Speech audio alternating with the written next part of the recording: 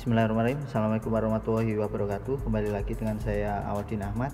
Pada kesempatan hari ini saya akan membahas alat ukur mekanik, yaitu jangka sorong atau vernier caliper, atau ada yang menyebut skate mat ya. Di sini saya menggunakan dua contoh ya. Di sini ada yang tipe manual ya, atau konvensional. Terus kemudian di sini ada yang tipe digital ya. Di sini saya menggunakan merek Mitutoyo ya, seperti ini untuk yang manual atau konvensional dan yang digital. Selanjutnya kita masuk ke fungsi dari masing-masing bagian jangka sorong ya. Jadi kita akan lihat di sini antara digital dan yang konvensional ini sama saja fungsinya ya. Jadi yang pertama kita lihat di bagian atas, ini namanya rahang atas atau inside jaws. Ini fungsinya untuk mengukur diameter dalam benda. Saya ambil contoh ini ya. Di sini ada pin piston, jadi nanti mengukurnya seperti ini ya. Terus kemudian di bawah ini ada rahang luar atau outside jaws. Ini fungsinya untuk mengukur diameter luar atau juga bisa mengukur ketebalan benda ya, seperti ini.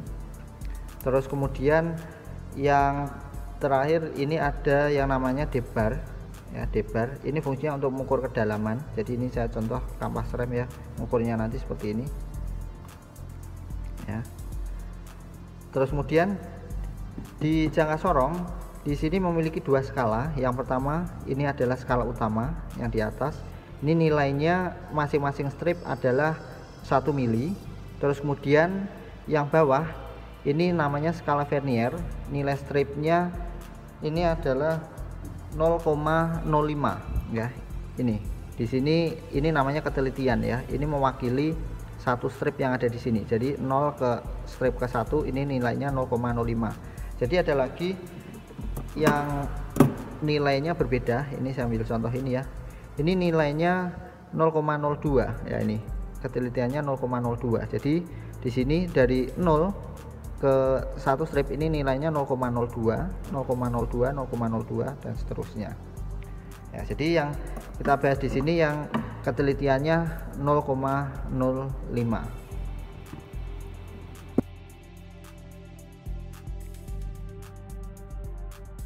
Hal yang perlu dilakukan sebelum kita melakukan pengukuran menggunakan jangka sorong, yang pertama ya, ini yang manual dulu, kita pastikan kondisi dari inside jaws ya, ini atau rahang atas atau rahang dalam. Terus kemudian outside jaws atau rahang luar, ini kondisinya rata seperti ini ya, atau tidak ada renggang atau miring seperti ini ya. Jadi benar-benar rata seperti ini. Terus kemudian garisnya ini masih lurus ya, antara 0 ketemu 0 ini lurus. Dan perhatikan ininya lancar ya, pergerakannya lancar. Terus kemudian ini penguncinya juga normal ya. Sedangkan untuk yang digital itu pun juga sama ya, dipastikan ini lurus ya. Terus kemudian ini pergerakannya juga lancar, dan saat kita on seperti ini, nah ini angkanya juga normal ya, kondisinya seperti ini. Oke, nah nanti kita akan bahas yang pertama ya, untuk contoh pengukurannya itu yang konvensional atau yang manual.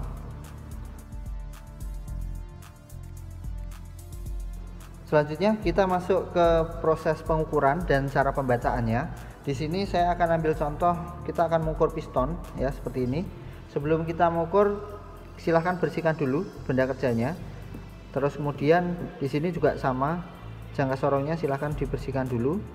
Dan saat mengukur piston biasanya di sini diambil dari bawah ke atas, ini kurang lebih 10 mili ya, kira-kira sekian. Terus kemudian kita tepatkan seperti ini. Terus kemudian kita ukur. Nah, kalau sudah seperti ini kita kunci. Terus kemudian kita lepas ya, seperti ini, baru kita baca ya. Untuk pembacaan, ingat di sini di atas ini nilainya satu stripnya adalah 1 mili. Jadi di sini ada 10, 20, 30, 40. Nah, di sini 50 ya, patokannya itu 0 yang di bawah angka atau di skala vernier. Nah, setelah itu silahkan dicari garis yang ini harus sejajar dengan garis skala utamanya. Silahkan dicari. Oke, nggak ada. Ya, ini silahkan dicari yang paling sejajar mendekati angka 0 yang ada di sini. Ya, ini ternyata ini yang sejajar. Berarti ini hasilnya 50 mm.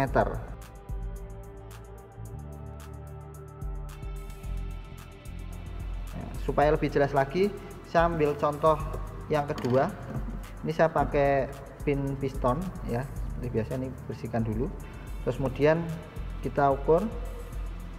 Nah, seperti ini. Saya ukur bagian tengah ya, seperti ini. Terus kemudian kita kencangkan. Udah seperti ini, kita baca patokannya ini ya, angka 0. Di sini ada 10, 11, 12, ini 13 kurang sedikit. Kita cari yang sejajar, paling sejajar di sini ya. Ini ya, yang paling mendekati angka 0 ini yang sejajar ya, ada di sini. Nah, kemudian kita hitung dari sini 0, 1, 2, 3, 4, 5, 6, 7, 8, 9, 10, 11, 12, 13, 14, 15, 16, 17, 18, 19 ya. 19 dikali 0,05 ya, hasilnya adalah 0,95. berarti di sini 12 ini ya, 12 ditambah 0,95, hasilnya adalah 12,95 mm.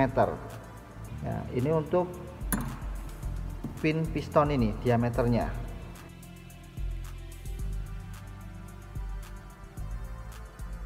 Oke, selanjutnya kita coba lihat, bandingkan dengan yang model digital ya. Digital seperti ini ya, kita langsung masuk ke cara penggunaannya. Jadi kalau digital ini tinggal kita on gini saja. Nah, jadi langsung diukur. Nah, contoh tadi piston ya, ini kita ukur ya, seperti biasa. Ini kita bersihkan dulu ya. Nah, terus kemudian kurang lebih 10 di sini. Tadi hasilnya 50 ya, menggunakan yang manual. Sekarang kita lihat, kita kencangkan. Ya, kalau pakai digital hasilnya ini 49,97 mm ya, lebih gampang. Kalau ini kita nggak perlu baca gini, nggak perlu ya.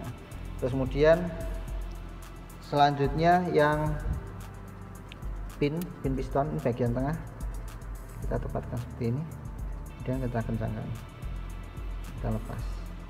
Nah, ini hasilnya 12,98.